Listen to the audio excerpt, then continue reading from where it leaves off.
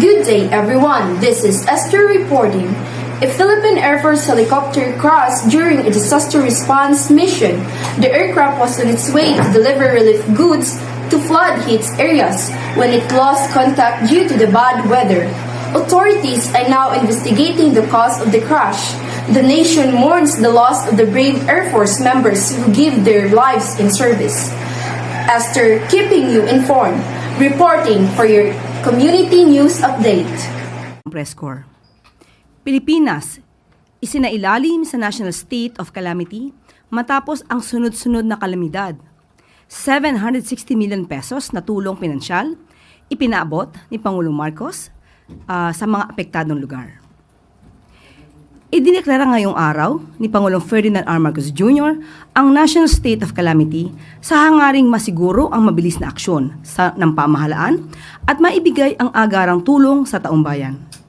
Ito ay sa gitna ng sunod-sunod na kalamidad na tumama sa bansa at sa inaasahang sama ng panahon na may posibilidad na maging super typhoon. Ayon sa Pangulo, idineklara ang National State of Calamity base na rin sa rekomendasyon ng National Disaster Risk Reduction and Management Council o NDRRMC. Ito ay matapos na umabot sa 10 hanggang 12 rehiyon ang apektado ng bagyo. Mahalaga rin ito para sa mas mabilis na access sa emergency funds ng pamahalaan at mapabilis ang procurement para sa mga pangangailangan ng mga biktima ng bagyo. Kasabay nito, binigyan diin ni Pangulong Marcos Jr. ang kahandaan ng pamahalaan para sa inaasahang Super Typhoon Uwan. Nagpadala na rin ang Pangulo ng mga first responders sa mga lugar na posibleng tamaan ng Super Typhoon. Nagpapatuloy din ang pagpapaabot ng tulong sa mga residenteng naapektuhan ng bagyo. Kabilang na dito ang 760 million pesos na financial assistance mula sa tanggapan ng Pangulo. Sa nasabing halaga, tatanggap ng tig 50 million pesos ang mga lokal na pamahalaan ng Cebu, Capiz, Surigao del Norte, Iloilo, Bohol at Negros Occidental. Tatanggap naman ng tig 40 million pesos ang Eastern Samar, Surigao del Sur, Southern Leyte, Antique at Aklan. Samantalang tig 30 million pesos naman ang Leyte at Masbate at tig 20 million pesos ang Guimaras, Agusan del Norte at Dinagat Islands. Tatanggap din ng 10 milyong piso ang Biliran, Camarines Sur, Sorsogon, Misamis Oriental, Negros Oriental at Palawan.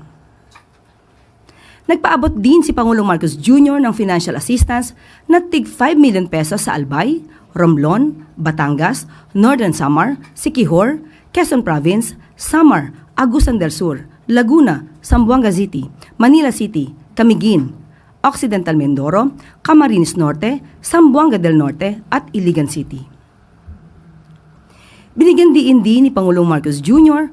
ang hindi bibitaw at hindi iiwan ng pamahalaan ang Cebu hanggat lahat ay nakabangon.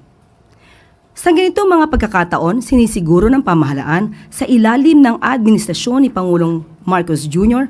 na lahat ay maaabot ng tulong at kalinga sa anumang panig ng bansa.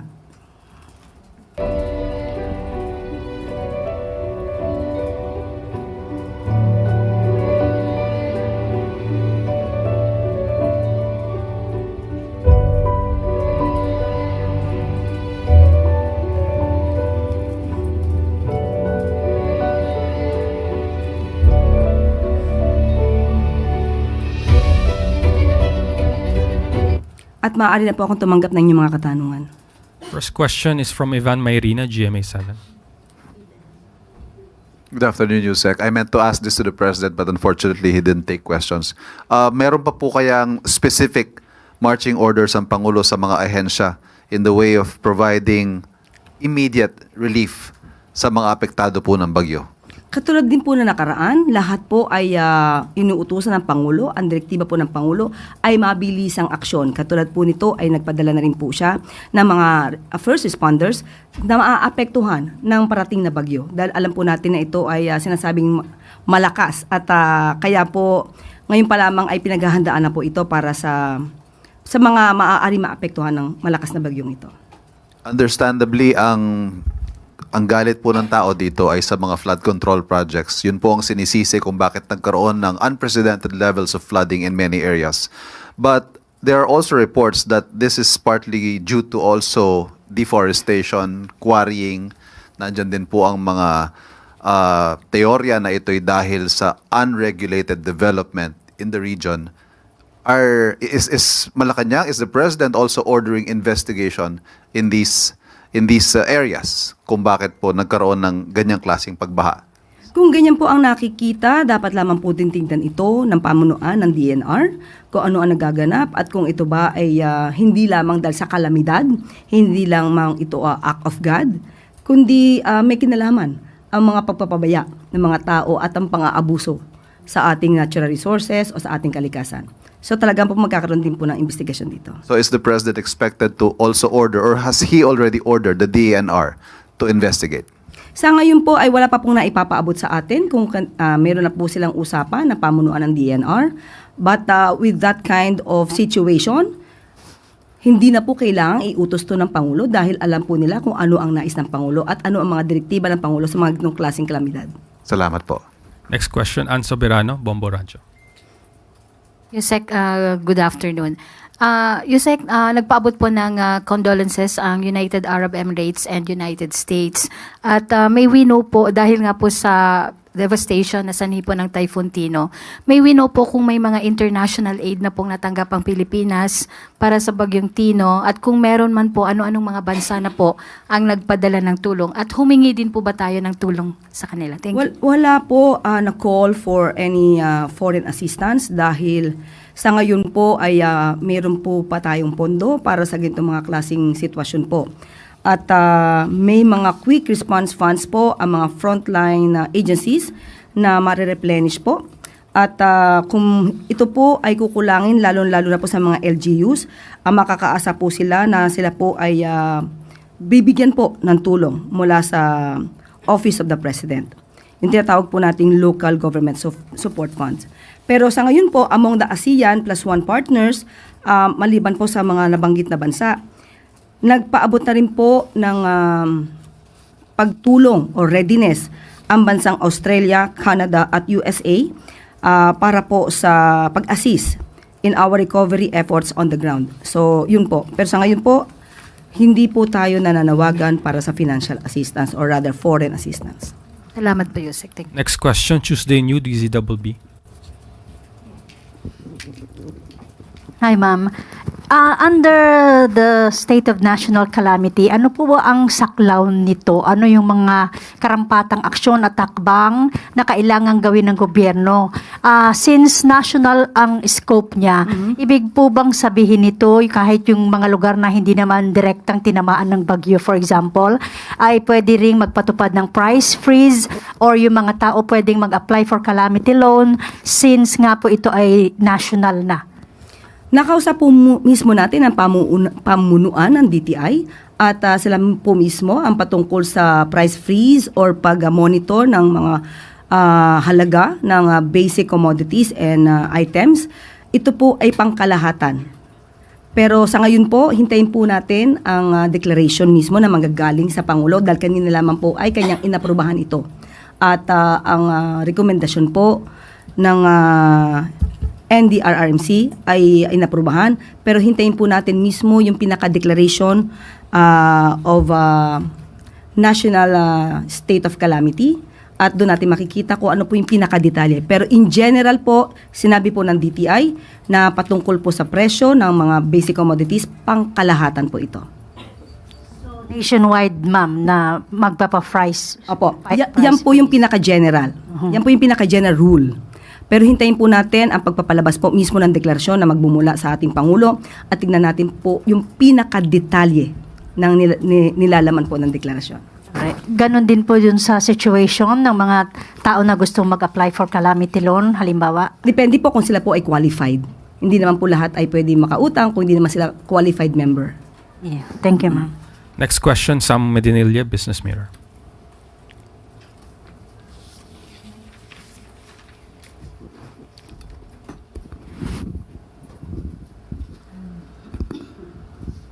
Good afternoon, ma'am.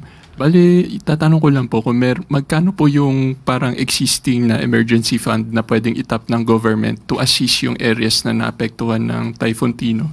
At saka kung meron na po bang LGUs or national government agencies yung nag-request for additional funding? Ngayon po, yung pinaka-specific amount ay wala pong binibigay sa atin. As sinabi lamang po ng DBM ay may sapat na pondo po. Kahit naman po ang LGU ay meron po silang respective budgets for disaster and calamity. So, sa ngayon po ay wala pong ibinibigay sa atin na detalye kung meron na po mga LGUs na nang hingi or nag-ask for replenishment. Pero yan po ay mapapakita naman po natin dahil mismo ang Office of the President siya po ang nagbigay ng pondo sa mga lugar na nasalanta. Thank you po. Next question, Bella Calyaso, Philippine Star. Good afternoon, Yusek. Yusek, bago ko yung sa hunger, tanong ka lang din po, kasi may mga netizens na nagtatanong kung bakit ngayon lang nagpatawag si Presidente ng situation briefing sa NDRRMC, considering nakalabas na raw po yung bagyo. Ano po ang paliwanag ng palasyo dito? Kahit hindi naman po nagkaroon ng briefing ang Pangulo, everyday naman po siya nakikipag-usap dito at nagmo-monitor. So ngayon lang po siya pumunta po doon, pero hindi po ibig sabihin po noon hindi po siya nagmo-monitor ng sitwasyon sa ating bansa. And then, ma'am, yung sa hunger po, ma'am, sabi ng SWS, tumaas from 16.1 nung June, ngayon tumaas yan ng 22%. So, despite nga yung effort ng government, meron tayo sa DSWD and meron din tayong 20 peso na rise from DA, parang yung hunger, ang laki ng tinaas niya, more than 5%. Ano po ang paliwanag ng palasyo? Huwag natin kalimutan na sunod-sunod ang kalamidad na naranasan ng mga kababayan po natin. Ito po ay nakaapekto po ito sa patuloy po na pagtatrabaho ng ating pamahalaan, lalong-lalo na po ang DSWD para po maipababa ang hunger rate ng bansa. But ito po mga survey na to ay makakatulong naman po at ito naman po ay ikukumpara at ibabangga din po sa data na nakukuha mismo ng gobyerno. At tandaan po natin hindi naman po tumitigil ang ating pamahalaan sa mga programa tulad ng mga walang gutom program, special feeding program, SIL, at yung binanggit po natin kahapon na tungkol sa mga kahirapan. Kaya po siguro naranasan natin to because of the calamities na sunod-sunod. Hindi po isa sunod-sunod po yung nararanasan natin. And then, another survey, ma'am, yung sa Okta naman, sabi bumaba pa rin yung trust and performance rating ni Pangulo despite nga yung effort nga na linisin yung government at yung ongoing investigation ng ICI. Ano po ang paliwanag natin dito? Pero nandun pa rin po, yung majority po ay nandun pa rin po yung kanilang trust sa ating Pangulo. Sabi nga po natin, ano man ang numero, mataas mababa, at hanggat nagtatrabaho ang ating Pangulo at ang gobyerno para sa taong bayan, tuloy-tuloy pa rin po at hindi po tayo maaapektuhan ng anumang pong numero. Last question from Eugene Fernandez, IBC 13.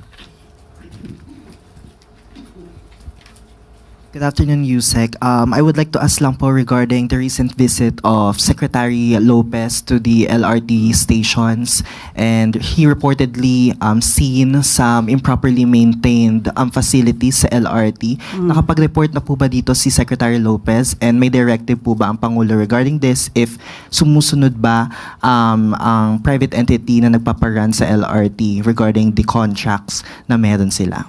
Nakausap po mismo natin si Acting Secretary Lopez at binanggit niya po na pinagre-report niya po ang LRTA na siya pong inutusan na kausapin mismo ang pamunuan ng LRMC at kailangang matugunan ang kanyang nakita na hindi maganda sa Baclaran Station sa LRT1. So within this week, dapat makapagsumite na po ng report ang LRTA.